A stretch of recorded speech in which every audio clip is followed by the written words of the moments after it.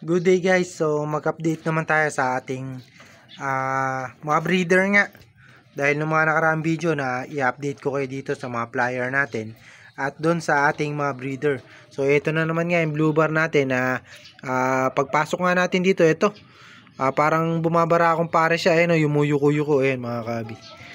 So pumapare siya sa tao. Ayan, itong blue bar natin na to. Gandang kalapati, oh. Ayan, oh. So bali blue bar to nung kasama natin, ayan, oh. Gandang kalapati to mga kabi. So sa tao siya pumapares. Ayan, oh. Nakita nyo, yumuyuko. Basta pagka nagbukas ng pinto rito, itong gate na to, lalapit na nga siya para pumares. Ayan, oh, yuyuko-yuko siya. Ayan. So ibig sabihin pumapares siya. Kapag ganyan kasi yung kalapate mga kabi, yumuyuko lagi, ano yan, namamaris na. So kaso namamaris siya sa tao, hindi sa kapwa kalapate. Ayan. So update tayo sa ating mga breeder mga kabi. Next time ko na kayo i-update dito sa ating kalapate na to. Ayan, oh. So yumuyuko-yuko. Ayan yung big size natin na blue bar. Paborito. Dalawa ata yan. Ito ata yung dalawang big size natin na blue bar. So ito nga yung Tacloban natin mga kabi. Meron na silang itlog. Ay, napisa na pala itlog. Ngayon ko lang nakakita. No? So Camiguin naman to. Itong tatay niya, Camiguin Island. Ito yung blue bar natin na yan. So isa lang ata ang napisa. Isa lang ba? Tingnan nga natin mga kabi. So hindi ko pa kasi nasisilip to. Isa nga lang. Ngayon lang ulit mga kabi na nasilip to. Matapang din si Loco eh. Ayan, oh. Black checkered siguro. So ito yung anak na ito, baka gawin ko rito, ilaban ko na rin to kasi nag-iisa lang. So kapag dalawa yung anak na ito, ilalaban nga natin mga kabi. Pero ganito nga na isa lang, baka ilaban natin. Kasi pag dalawa mga kabi, i-stock natin para gawing future breeder. Ayan. So ito yung Tacloban natin. So medyo madumi lang sila kasi nga inabutan nga ng bagyo. Alam nyo naman, katatapos lang ng bagyo dito sa amin. Ayan, oh. Medyo dumumi sila kumpara nung nakaraan na video natin. Mga previous video natin, nakita nyo naman. Ito medyo madumi. Saka madumi talaga to mga kabi kasi nga nagsusubo na. Ito medyo malinis pa no? Nakita nyo naman siguro. Asan pa ba breeder natin? So ito naman yung tatay nung Tacloban natin. 2 times ng norte, 2 times ng south. So ito, 7th overall champion to. Finisher din ng norte, tapos 7th overall champion ng south. Dalawang race din ang tinapos nito, north at south. Talagang tumatawid agad yung lahi nito mga kalapati natin na to. So ito, may lahi din to ng Morris na Falcon line natin. Ayan. So mga Falcon line na kasi natin yan, kahit bali yung baseline talaga ng Falcon line natin mga kabi, John Arden.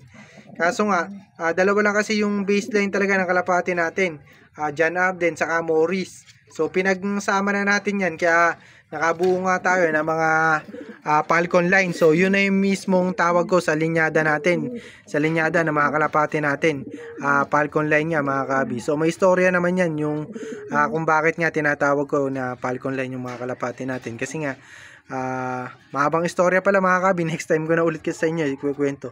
So sa mga previous video natin, ikwento ko na nga yan sa inyo. Yan, so nakita nyo naman siguro, yan, mga quality yan. Ito yung kapatid nito mga kabi, nakatagpos nung nakarang summer race natin. So kaso hindi siya pinalad nung special race na.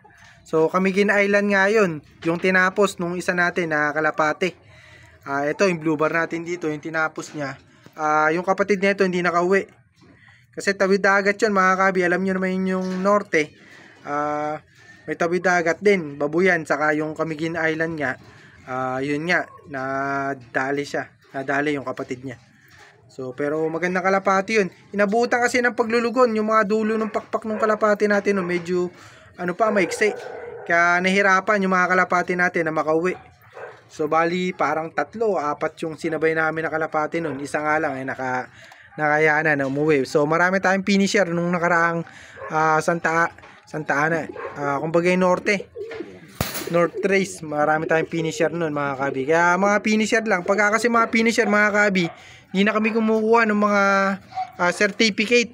kahit nga nung mga una namin na overall champion, hindi na namin nakakuhanan ng certificate man lang kasi nga nagpapabayad nun. So ngayon, nito lang kami nung nag-vlog na, saka kami kumukuha ng mga certificate kahit papano ng mga kalapati nga namin, katulad nga nito na yung mga nag-overall namin ng mga last time. Meron na kaming certificate nun kahit papano. Ayan. Pero yung mga una naming race, wala talaga mga kabi. Yan, gandang kalapati.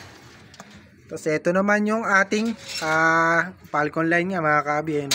Naka cross na rin yan dito sa ating Santa Margarita Calbayog finisher.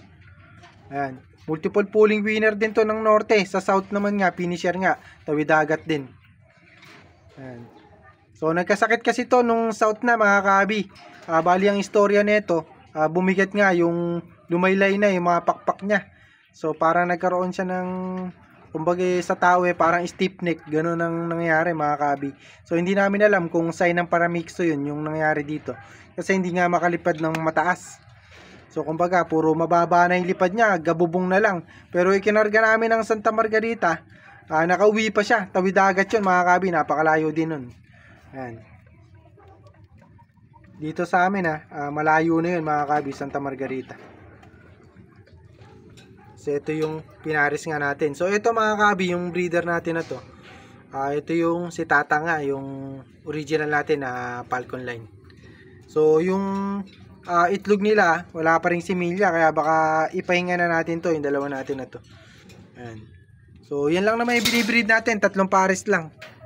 So ito, kakatapos na ata maglugo nito. So hindi pa tapos maglugo yung cock, kaya hindi pa nag-iitlog. So yan lang yung mga binibreed natin, 3 pares. Ito, bali multiple pooling siya ng norte, sa south naman nakatagpo siya. So sa norte mga kabi, naisali namin to ng race. Kaso nga third lap umuwi siya, parang ubos na ata yung balahibo niya, ay yung pakpak niya, yung bagwis. So kumbaga parang 1 week ata siya before nakauwi. Naubos nga, kumbaga nahuli siya mga kabi. Ayan, yung blue bar natin na to, nahuli nung nakauwi. Kaya ang ginawa namin, isinalang namin siya sa south. So sa south naman, nagkasakit siya nung derby. So bumigat nga yung pakpak nito mga kabi, pero nakatapos pa rin, nakatagpos. So gaya nga na sabi ko sa inyo, pinakamalaking kalaban natin dito yung sakit nga ng kalapate. So kailangan maiwasan yan, o kundi man makayanan ng kalapate natin. So kailangan talaga lamang dito ay nakatutok sa kalapate. Talagang alam din yung mga gamot sa mga kalapate, kasi kapag hindi nyo alam, puro talo nga abutin nyo, kasi parang malimit na hindi tamaan yung kalapate nyo na sakit kapag nagre-race kayo. So yan lang yung update natin sa ating mga breeder, kasi 3 breeder lang naman yung gamit natin. So ito, bali yung kalapati natin pala nito, ito, nasabi ko nga pala sa video natin, bali binebenta ko, ina-out ko nung mga nakaraan na 15,000 yung isang papisaan nito, kumbaga dalawang anak. Ayan. So para may kukuha na nga nun, kaso hindi ko pa na-replyan, hindi ko alam kung kukunin pa rin, kasi isa nga lang napisa. So tingnan natin kung kukunin niya pa. Kung hindi na, baka isalang na lang natin to na gawing kumbaga panglalaban natin sa darating na norte o south. Ayan. So hanggang dito na lang mga kabi, at medyo naubusan na ako ng sinasabi, kasi nga kanina pa tayo nagsasalita. Bali 3 video kasi ginawa natin mga kabi ngayong araw. Ayan. So hanggang dito na lang mga kabi, at happy flying sa inyo. God bless.